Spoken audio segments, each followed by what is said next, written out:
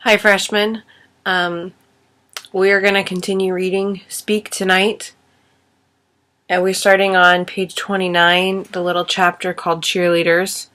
I apologize for the wonderful quality of this video. I'm recording this on the laptop I used in college. It was a long time ago. I'm in a quiet room.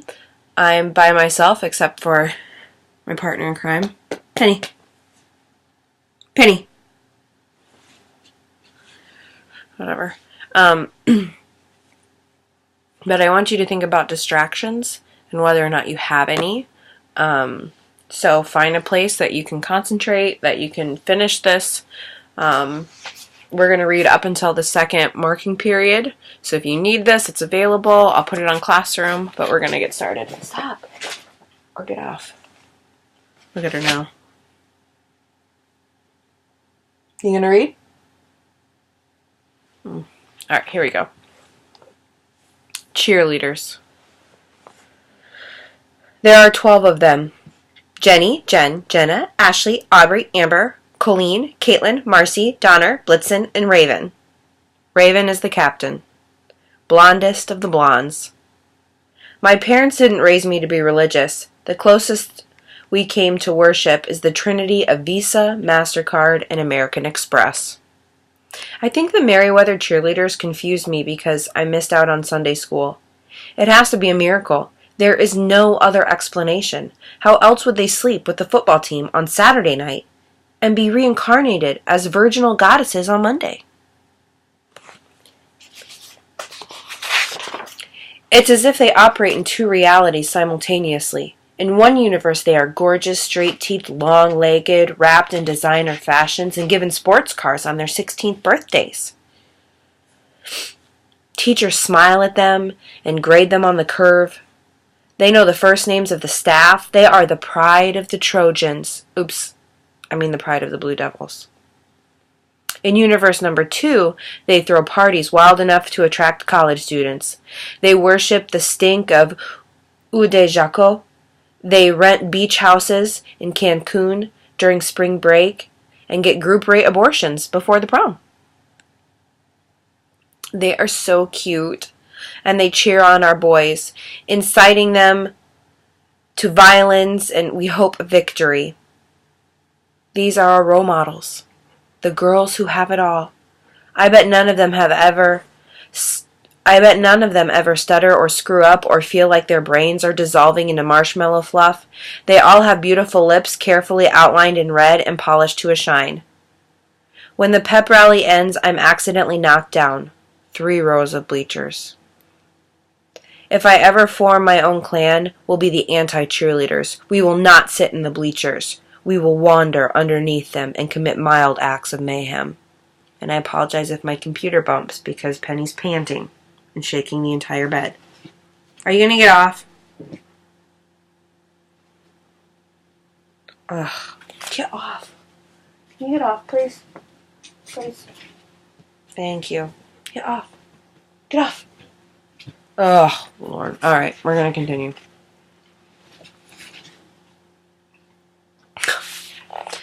The opposite of inspiration is expiration. For a solid week, ever since the pep rally, I have been painting watercolors of trees that have been hit by lightning. I try to paint them so they're nearly dead, but not totally. Mr. Freeman doesn't say a word to me about them. He just raises his eyebrows. One picture is so dark you can barely see the tree at all. We are all floundering. Ivy pulled clowns as her assignment. She tells Mr. Freeman she hates clowns. A clown scared her when she was a little girl, and it put her into therapy. Mr. Freeman says fear is a great place to begin art. Another girl whines that brain is just too gross of a subject for her. She wants kittens or rainbows. Mr. Freeman throws his hand in the air. Enough! Please turn your attention to the bookshelves.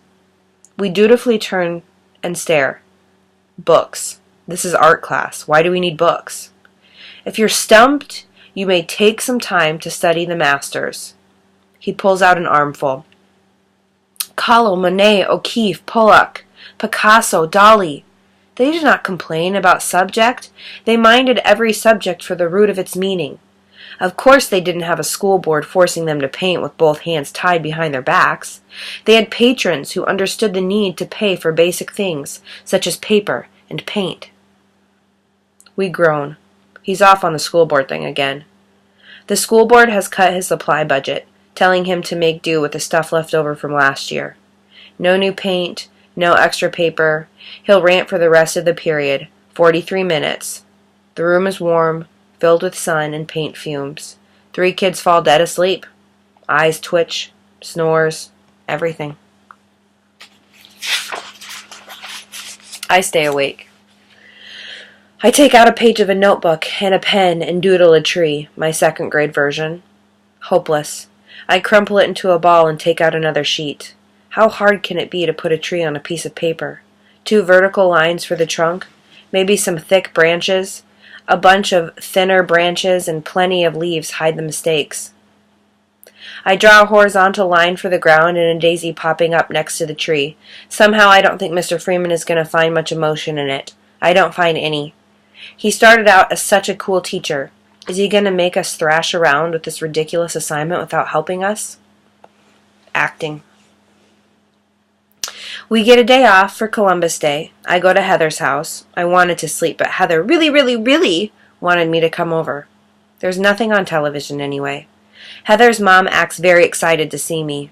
She makes us mugs of hot chocolate to take upstairs and tries to convince Heather to invite a whole group for a sleepover. Maybe Millie could bring some of her friends. I don't mention the possibility that Rachel would slit my throat on her carpet.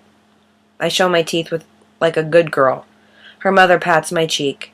I'm getting better at smiling when people expect it. Heather's room is finished and ready for viewing.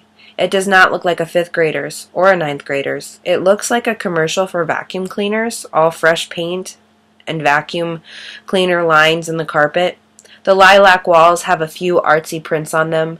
Her bookcase has glass doors. She has a television and a phone, and her homework is neatly laid out on her desk. Her closet is open just a tad. I opened it farther with my foot. All of her clothes wait patiently on hangers, organized by type, skirts together, pants hanging by their cuffs, her sweaters stacked in plastic bags on shelves. Her room screams Heather. Why can't I figure out how to do that? Not that I want my room screaming Heather! That would be too creepy. But a little whisper of Melinda would be nice. I sit on the floor flipping through her CDs. Heather paints her nails on her desk, blotters and blathers. She is determined to sign up for the musical. The music wingers are a hard clan to break into. Heather doesn't have talent or connections. I tell her she is wasting her time to think of it. She thinks we should try out together. I think she's been breathing too much hairspray. My job is to nod and shake my head and say, I know what you mean, when I don't, and that is so unfair when it isn't. The musical would be easy for me. I'm a good actor. I have a whole range of smiles. I use the shy, look up through the bang smile for staff members, and the crinkly eye smile with a quick shake of my head if a teacher asks me for an answer. If my parents want to know how school went, I flash my eyebrows upward and shrug my shoulders. When people point at me or whisper as I walk past, I wave to imaginary friends down the hall and hurry to meet them. If I drop out of high school, I could be a mime. Heather asks why I don't think they would let us in the musical. I sip my hot chocolate. It burns the roof of my mouth. Me. We are nobody. Heather. How can you say that? Why does everyone have to have that attitude? I don't understand any of this. If we want to be in the musical, they should let us. We could just stand on stage or something if they don't like our singing. It's not fair. I hate high school. She pushes her book to the floor and knocks the green nail polish on the sand-colored carpet. Why is it so hard to make friends here? Is there something in the water? In my old school, I could have gone out for the musical and worked on the newspaper and chaired the car wash. Here, people don't even know I exist. I get squashed in the hall, and I don't belong anywhere, and nobody cares. And you're no help. You're so negative, and you never try anything, and you just mope around like you don't care that people talk about you behind your back. She flops on her bed and bursts into sobs. Big boo-hoos, with little squeals of frustration, when she punches her teddy bear. I don't know what to do. I try to soak up the nail polish, but I make the stain bigger. It looks like algae. Heather wipes her nose on the bear's plaid scarf. I slip out of the bathroom and come back with another box of tissues and a bottle of nail polish remover. Heather, I'm so sorry, Melly. I can't believe I said those things to you. It's PMS. Don't pay any attention to me. You've been so sweet to me. You're the only person I can trust. She blows her nose loudly and wipes her eyes on her sleeve. Look at you. You're just like my mom. She says, no use crying. Just get on with your life. I know what we'll do. First, we'll work our way into a group. A good group. We'll make them like us. By next year, the music wingers will be begging us to be in the musical. It was the most hopeless idea I had ever heard. But I nod and pour the remover on the carpet. It lightens the polish to a bright vomit green and bleaches the carpet surrounding it. When Heather sees what I've done, she bursts into tears, again, sobbing that it isn't my fault. My stomach's killing me. Her room isn't big enough for this much emotion. I leave without saying goodbye. Dinner theater.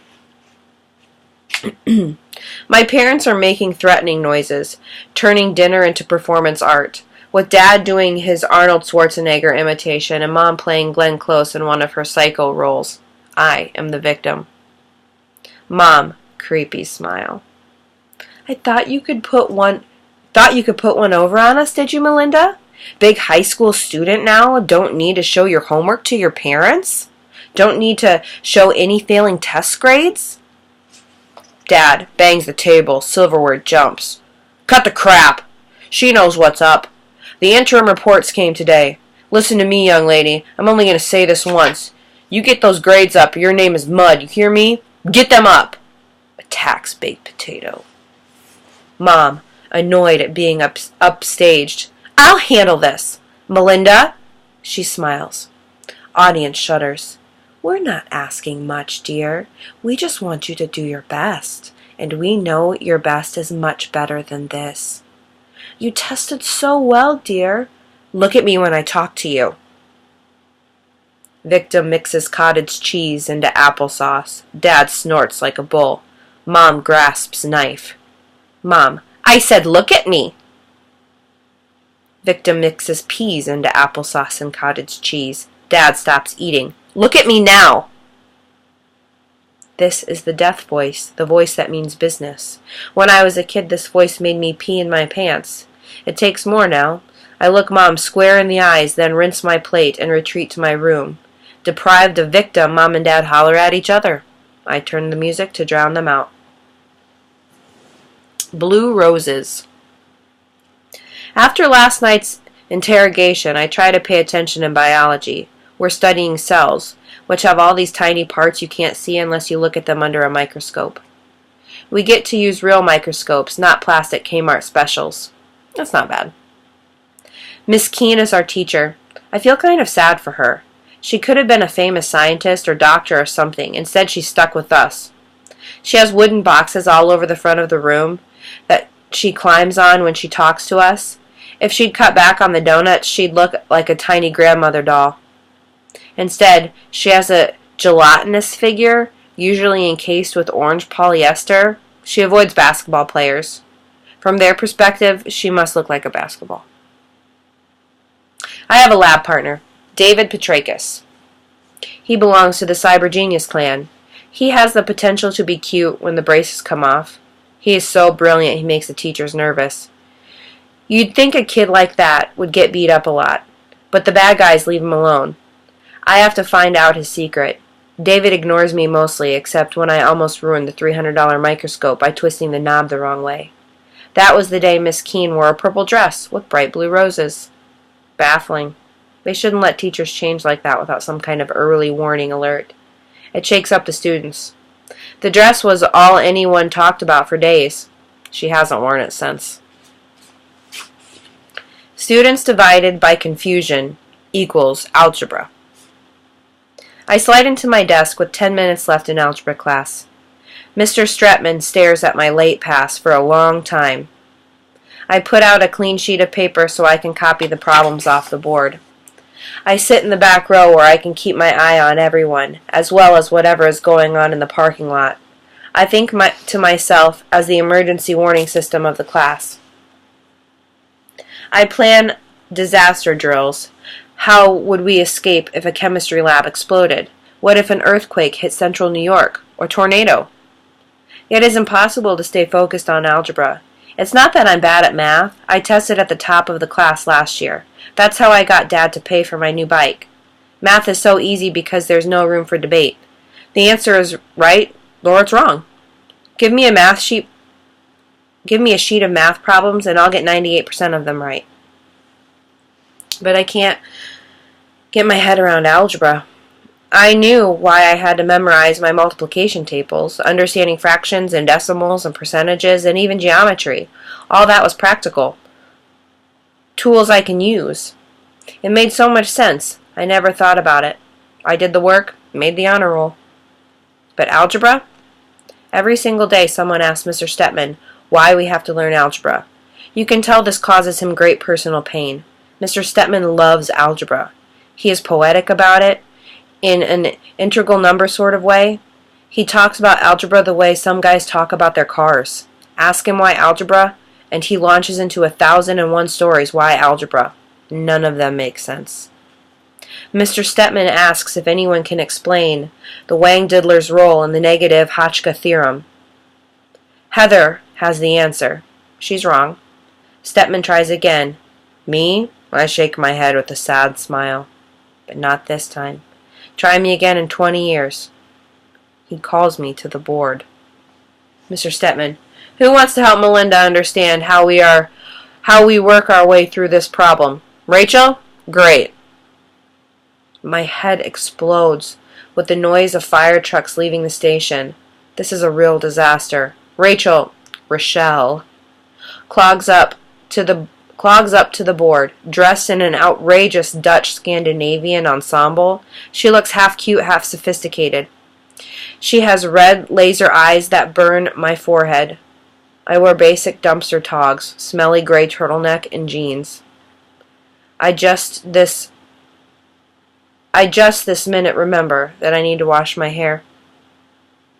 Rochelle's mouth moves and her hand glides over the board, drawing funny shapes and numbers. I pull my lower lip all the way to my bottom, between my teeth. If I try hard enough, maybe I can gobble my whole self this way. Mr. Stepman drones something, and Rochelle flutters her eyelids. She nudges me. We're supposed to sit down. The class giggles as we walk back to our seats. I didn't try hard enough to swallow myself. My brain doesn't think we should spend any time hanging around algebra. We have better things to think about. It's a shame. Mr. Stepman seems like a nice guy. Halloween. My parents declare that I'm too old to go trick-or-treating. I'm thrilled. This way I don't have to admit that no one invited me to go with them. I'm not going to tell Mom and Dad that. To keep up appearances, I stomp to my room and slam the door. I look out the window. A group of little creatures is coming up the walk. A pirate, a dinosaur, 2 fairies, and a bride. Why is it that you never see a kid dressed as a groom on Halloween? Their parents chat at the curb. The night is dangerous. The parents are required, tall ghosts in khakis and down jackets floating behind the children. The doorbell rings. My parents squabble about who will answer it. Then Mom swears and opens the door with a high-pitched, "Oh, what do we have here?" She must have handed out only 1 mini chocolate bar to each creature. Their thank yous did not sound enthusiastic. The kids cut through the yard to the next house, and their parents follow in the street. Last year, our clan all dressed up as witches. We went to Ivy's house because she and her older sisters had the theatrical makeup. We traded clothes and splurged on cheap black wigs. Rachel and I looked the best. We had used babysitting money to rent black satin capes lined in red. We rocked. It was an unusually warm, wicked evening. We didn't need long underwear, and the sky was clear. The wind kicked up, skimming clouds over the surface of the full moon, which was hung just to make us feel powerful and strong.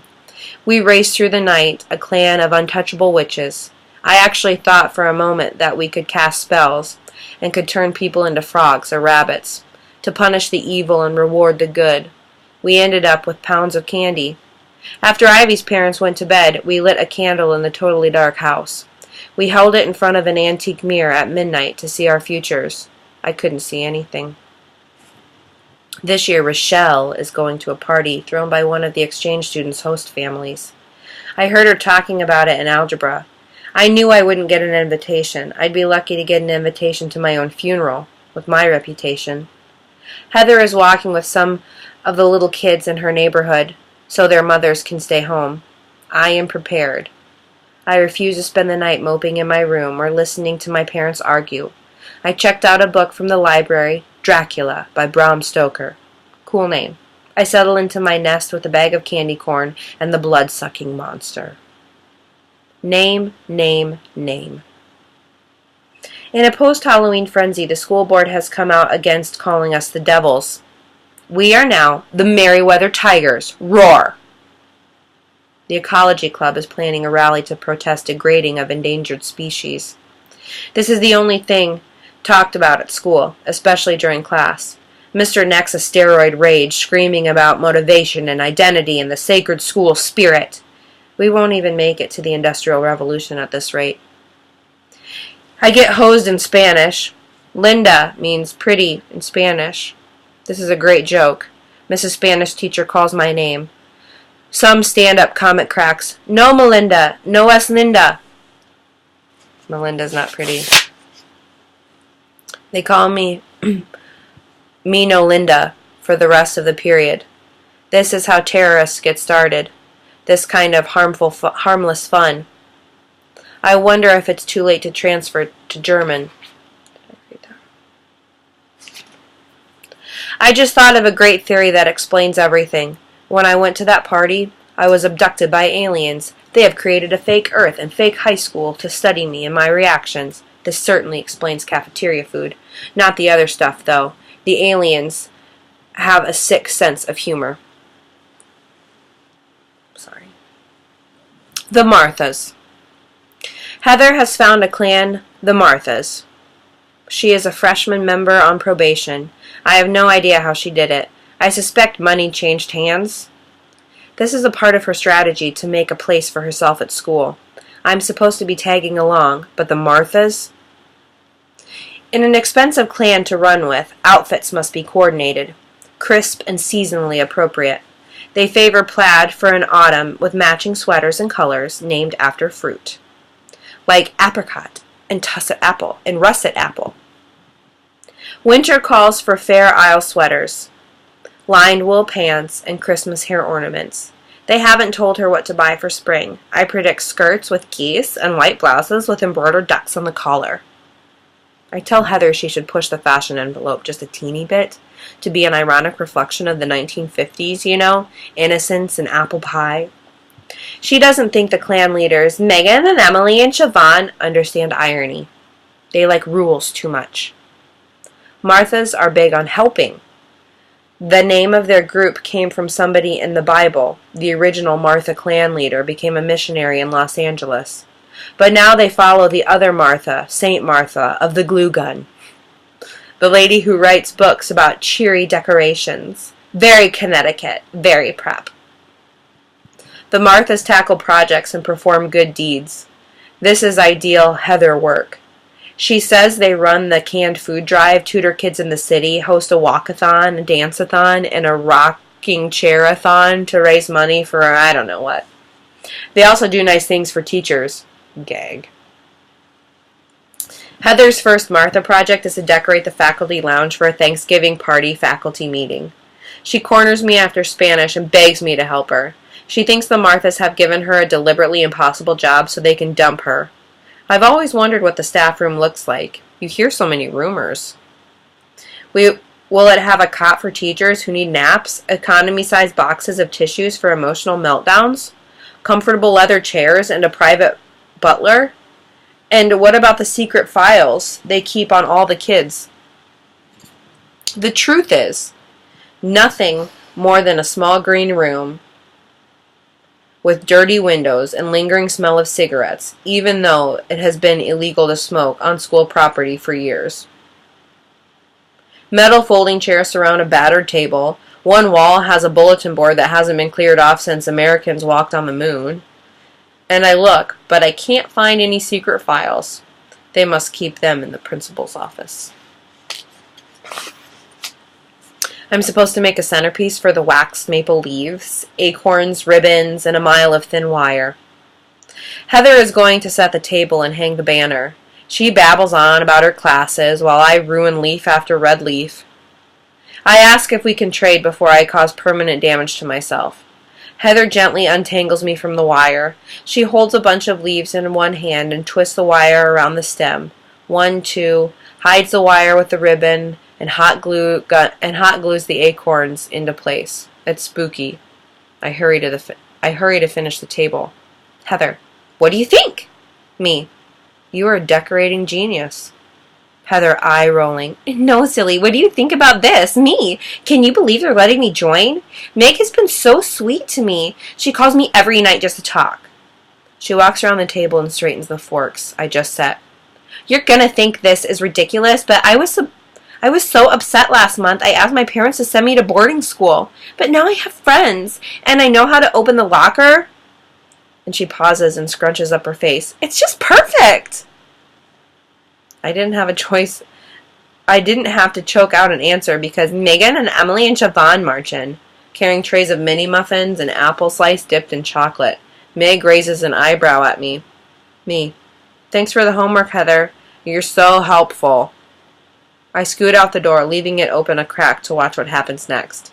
Heather stands at attention while our handiwork is inspected. Meg picks up a centerpiece, examines it from every angle. Nice job. Heather blushes. Emily, who is that girl? Heather, oh, she's a friend. She was the first person to make me feel at home here. Siobhan, she's creepy. What's wrong with her lips? It looks like she's got a disease or something. Emily folds out her watch. The watch band matches the bow in her hair. 5 minutes later. 5 minutes. Heather has to leave before the teachers arrive. Part of being on probation means she's not allowed to take credit for her work. I hide in the bathroom until I know Heather's bus has left. The salt in my tears feel good when it stings my lips. I wash my face in the sink until there's nothing left of it. No eyes, no nose, no mouth. A slick nothing. Nightmare. I see it in the hallway. It goes to Merriweather.